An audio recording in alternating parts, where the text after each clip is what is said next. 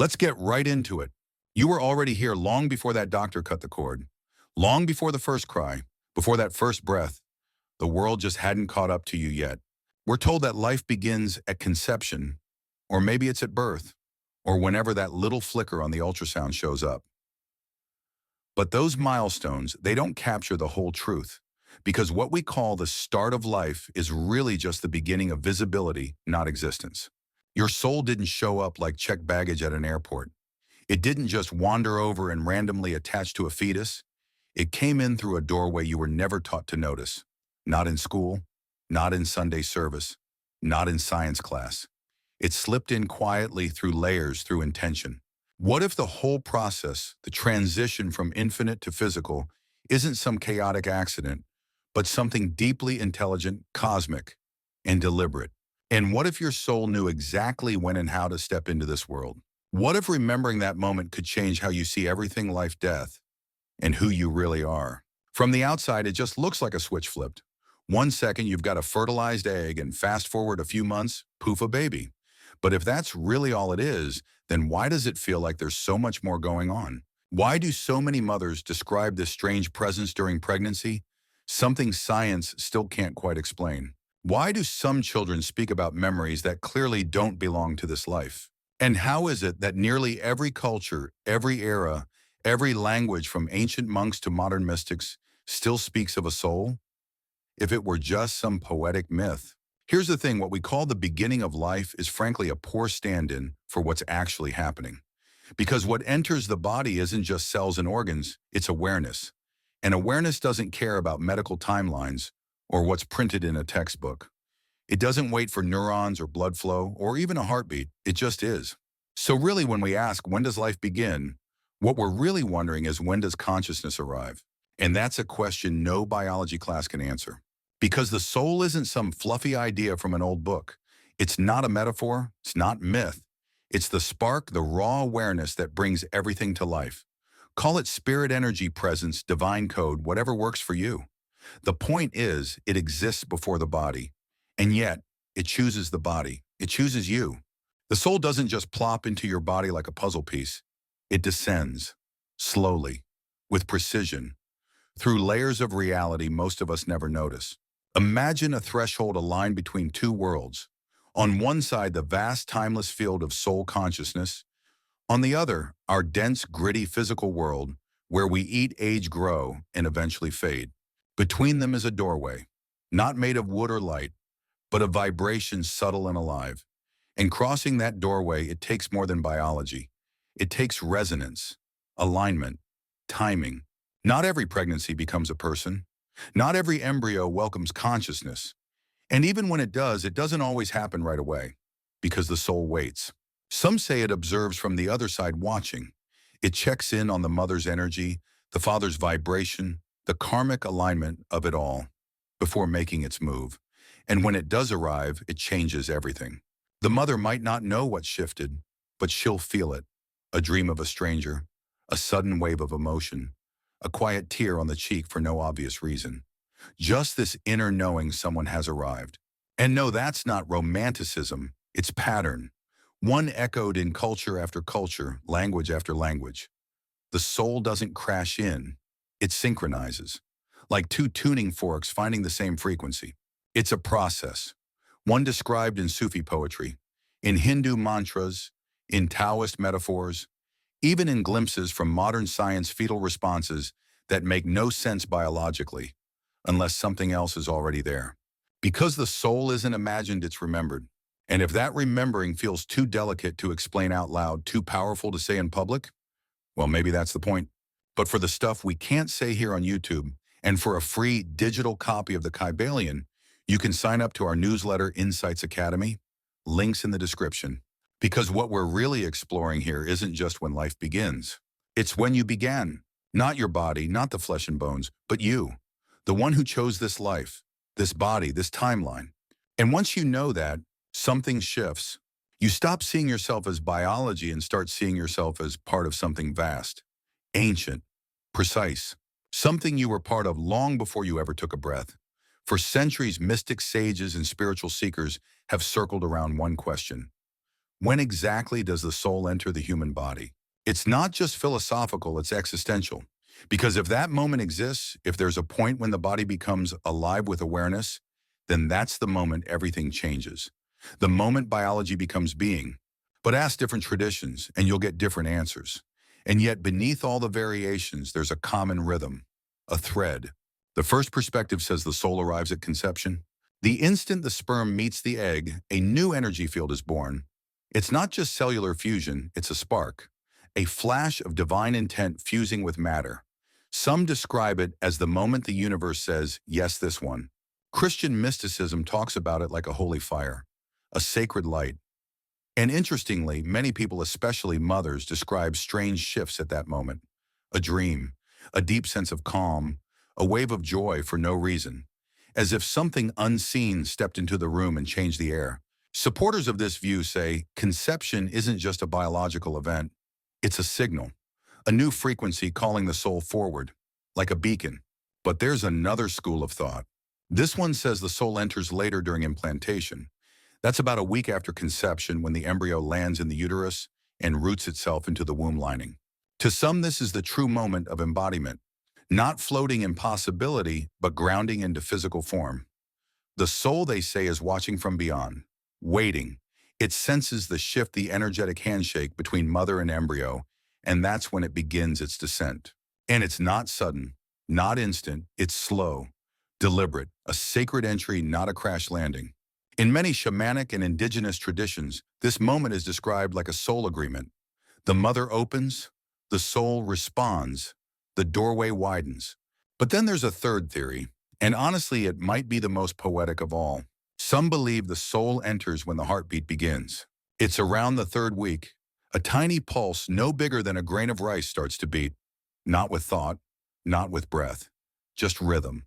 Across time and place, from Egypt to Greece to Tibet, the heart has always been seen as more than an organ.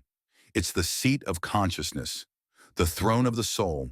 So when that first beat echoes in the darkness of the womb, some believe it's not just blood that starts to flow, it's presence.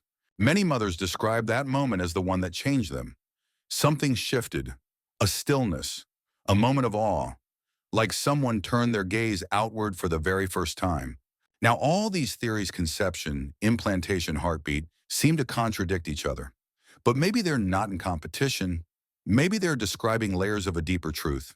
Because in Kabbalistic thought, in ancient Vedic wisdom, even in Taoist cosmology, the soul doesn't arrive in a single flash. It descends in stages, like the sun rising through fog, revealing more and more of itself with each passing moment. One layer anchors at conception, another arrives at implantation, another with the first beat, each layer adding depth, personality, memory, mission. Think of it like a cosmic download, the blueprint of a life revealed one layer at a time. That would explain why so many spiritual traditions can be right all at once. The soul isn't binary, it's multidimensional. It steps in slowly, synchronizing with the growing vessel, like music finding its harmony. And then there's the number 40. It shows up everywhere. 40 days of rain in Noah's flood, 40 days of fasting in the desert, 40 years wandering, 40 days beneath the Bodhi tree, 40 days of mourning. It's a number that symbolizes transformation crossing over. And wouldn't you know, the first 40 days of gestation are when the human embryo undergoes its most profound transformation, from a spark of cells to a recognizable human shape. Ancient traditions didn't miss this. They saw those 40 days as sacred, a portal, a window where the soul and body negotiate the terms of incarnation. Some say that's when the soul decides to stay or not. Biologically, those weeks are miraculous. The heart forms, the spine, the brain. By day 40, the blueprint is clear. But what's guiding it? Who's overseeing the architecture? Esoteric teachings say the soul is already involved, not watching from above, but weaving itself into the body, embedding memory, emotion, even mission. And many women, without knowing any of this, speak of that time with quiet reverence. They feel strange things. Dreams become vivid. Time feels stretchy. Some wake up at the same time every night for no reason. Others feel watched not fearfully but softly, like someone else is in the room, waiting. It's not imagination, it's not just hormones, it's the soul arriving. And yet this many cultures historically refuse to announce a pregnancy, until after 40 days, not because of medical fear, but out of respect, as if to say, let's give the soul space to land. Let's not interrupt the descent. And then there's something about the number 5. 5 weeks and 5 days make up those 40 days. In ancient numerology, 5 is the number of the human being. 5 fingers, 5 senses, 5 points on the star. It represents manifestation, the divine taking form. So maybe those 40 days are exactly that. The soul stitching its awareness into every thread of tissue, breath by breath, layer by layer. And when you see it that way, not as a blur of biology, but as a sacred choreography, something opens. You begin to listen. You begin to see that what's forming in the womb isn't just a baby, it's a mission. A consciousness choosing to land with care, with purpose, with soul. Long before hospitals, ultrasounds, and DNA tests, ancient civilizations had already charted the soul's journey into the body. They didn't have microscopes. They didn't need them. What they had was something else: direct experience, dreams, energetic awareness, vision. And what's truly remarkable, these ancient soul maps, drawn continents apart and centuries apart, all describe the same process. A descent, a layering, a sacred deliberate arrival. In Hindu cosmology, the soul, the Atman, is eternal. It doesn't just drop into a body randomly. It moves through Saptalokas, the 7 planes of existence, each layer bringing the soul closer to matter, closer to breath, closer to life. These aren't abstract ideas. Each plane corresponds to something in the body: the chakras, the elements, the senses. It's a descent through vibration, tuning the soul to the human frequency. Tibetan Buddhism teaches something similar through the bardo, the space between lives. After death, the soul doesn't immediately reincarnate. It waits, it observes, it studies potential families, timelines, and conditions. It evaluates karmic threads. And when the moment is right, not just biologically, but energetically, it establishes a tether, a subtle line of light to the womb it has chosen. But it still doesn't rush. It waits for the alignment, spiritually, emotionally, astrologically. Only then does it fully descend. Some Tibetan teachings say this entire process takes 49 days, 7 weeks, 7 energy centers, 7 stages of entry. Even Taoist philosophy speaks of this.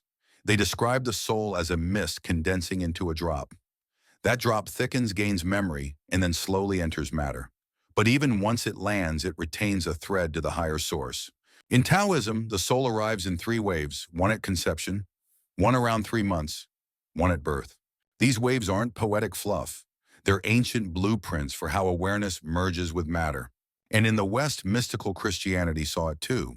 Hildegard of Bingen, a 12th century mystic, described golden souls weaving into unborn bodies. Meister Eckhart called incarnation a slow kindling, one divine flame, lighting another gently, patiently. In these teachings, birth isn't a beginning. It's a culmination, the final step in a soul's descent through layers of energy, vibration, and time. Even apocryphal texts speak of unseen spiritual midwives who assist in anchoring the soul during pregnancy.